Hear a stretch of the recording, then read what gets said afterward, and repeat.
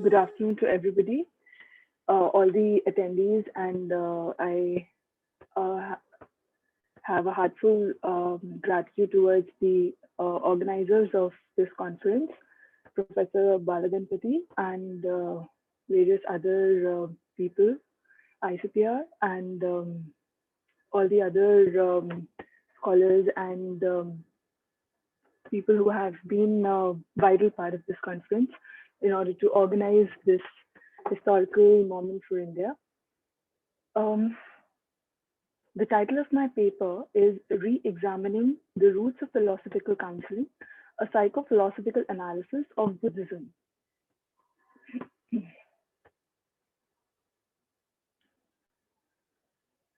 Philosophy in the context of India is not just love for wisdom, which is understood as philos, but instead it is more of love for life lived through wisdom of self-reflection.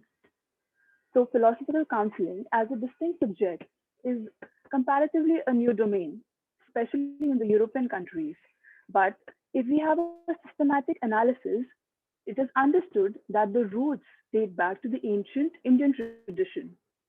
In that sense, the Indian philosophers were originally born counselors who realized that neither philosophical counseling nor psychological counseling are sufficient in absolute isolation.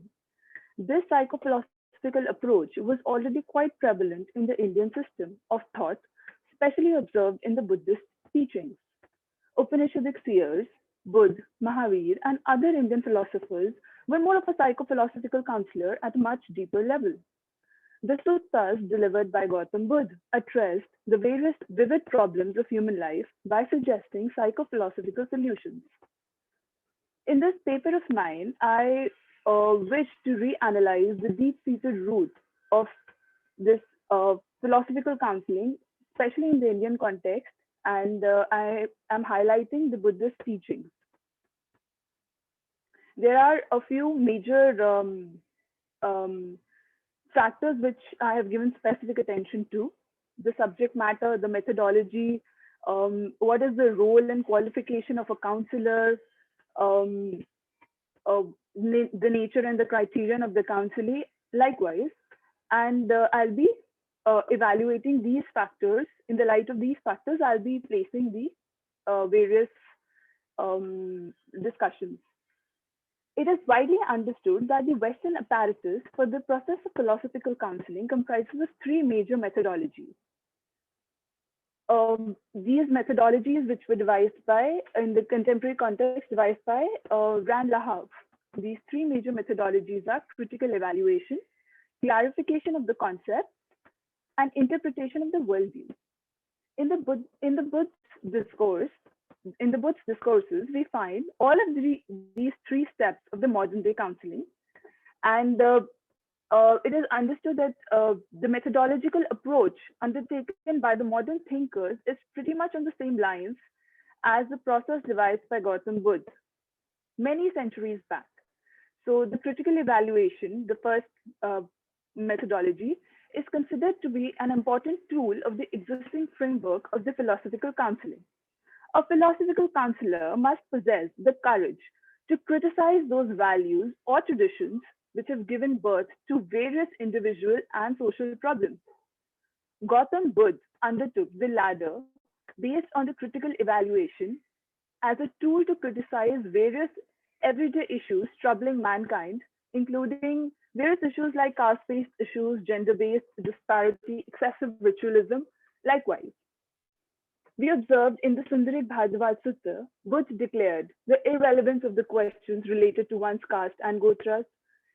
Similarly, in the Vaseta Sutta, Buddha refuted the prevalent Varna system.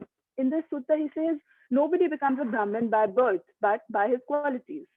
The same holds true for various other Varnas. These are the issues which were prevalent during those times, and how he criticized these everyday issues played a major role as a methodology which was devised by Buddha. Gautama Buddha himself is described to have undertaken the process of philosophical counseling for efficiently solving the modern day problems of the then population. And the methodology adopted by Buddha was more psychophilosophical. That is, he undertook a philosophical approach for solving the psychological problems of people. He was of the view that most of the human problems, whether they were individual or social, they begin at the level of passions or emotions. And this is where the second methodology comes into play, wherein the clarification of concepts was done.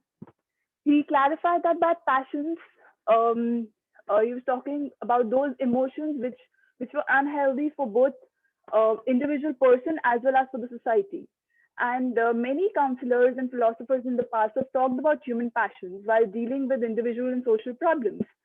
But how Buddha was unique was in the sense that he took human suffering and he he he was unique in the sense that he took human passions as a founding stone, and it was not just one of the factors of human suffering, and he gave a philosophical analysis to these passions by discussing the root cause of these emotions. So we notice that in the second noble truth, in the amongst the four noble truths that form the crux of the Buddhist teaching, the second noble truth Buddha talked about Suttas Samutpad, that is the 12 factors which were held responsible for the human suffering. And craving or trishna is the main reason for the present life. So he connects craving with some philosophical reasons like avidya for past lives, which gives birth to sanskar, which is the initial consciousness, namarup, name and form, shadayatna, the six sense organs, sparsh, vedna, etc. So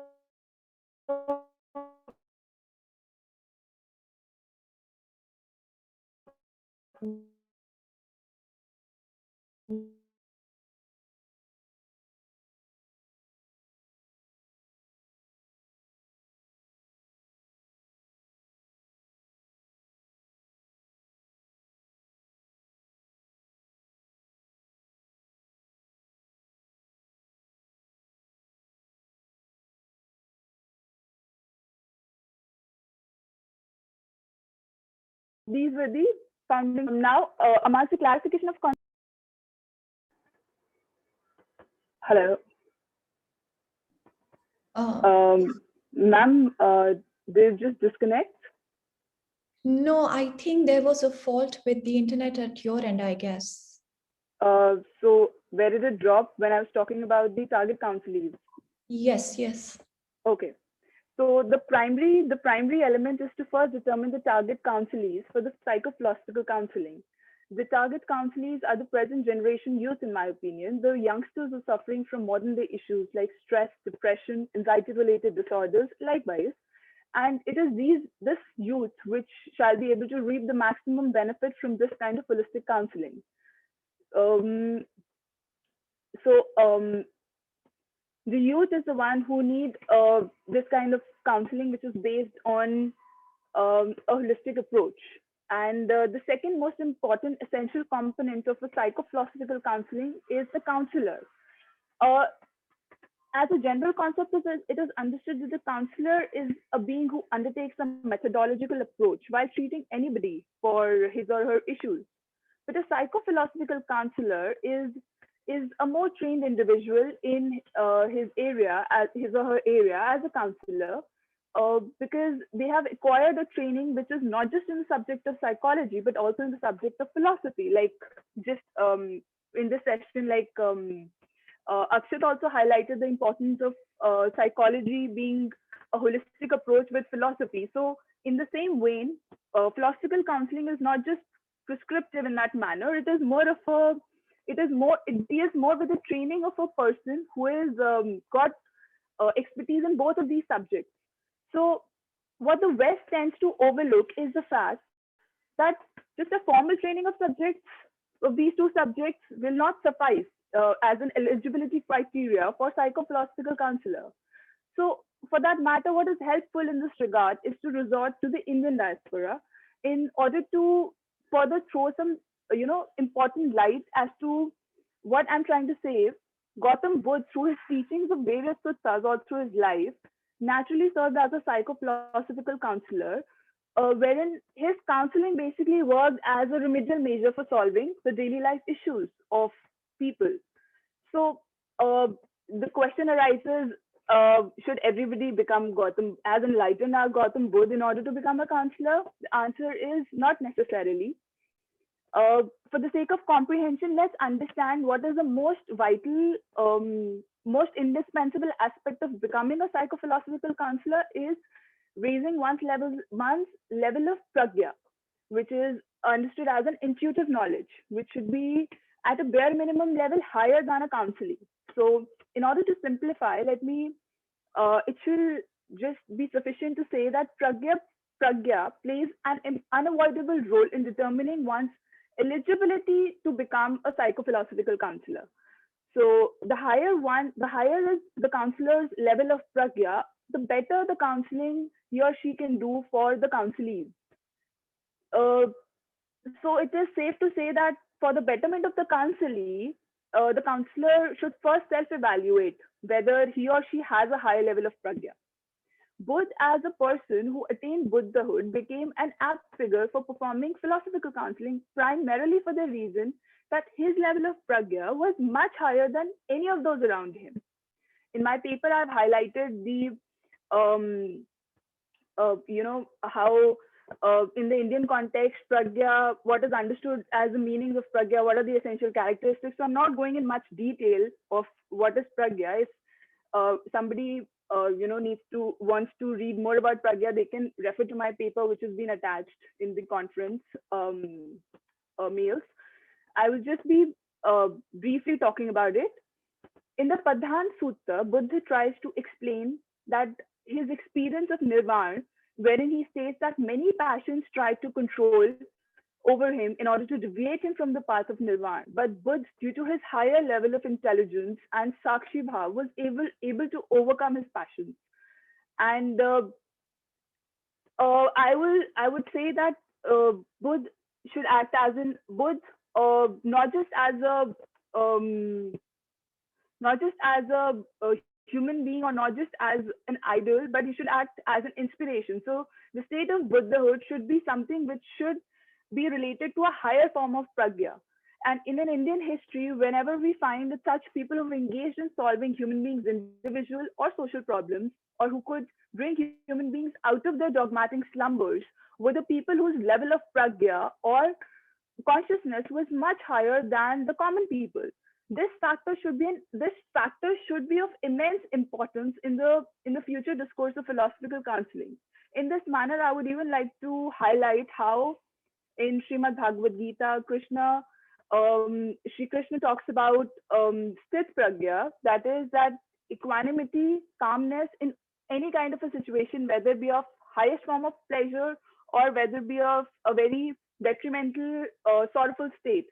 One can remain equal in the way of managing his or her emotions.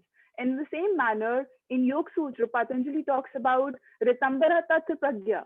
So time and again, various Indian philosophers have highlighted the importance of pragya in various forms in order to show how one's level of pragya can plays a huge role in determining his or her emotions, feelings, and in the previous paper, the speaker also talked about, Akshat also talked about, I think, about how one's level of consciousness is very important in determining the kind of counseling, and anybody can become a counselor. It should not be restricted to a trained professional, but yes, it is the level of pragya which mainly determines how good psychophilosophical counselor he or she can become. Cultivation of certain virtues are also of vital importance, and higher levels of consciousness or pragya might lead to destructive consequences if they get misdirected. Like in the Kantian language, we say that it is not good in itself. Instead, what it requires is the company of goodwill.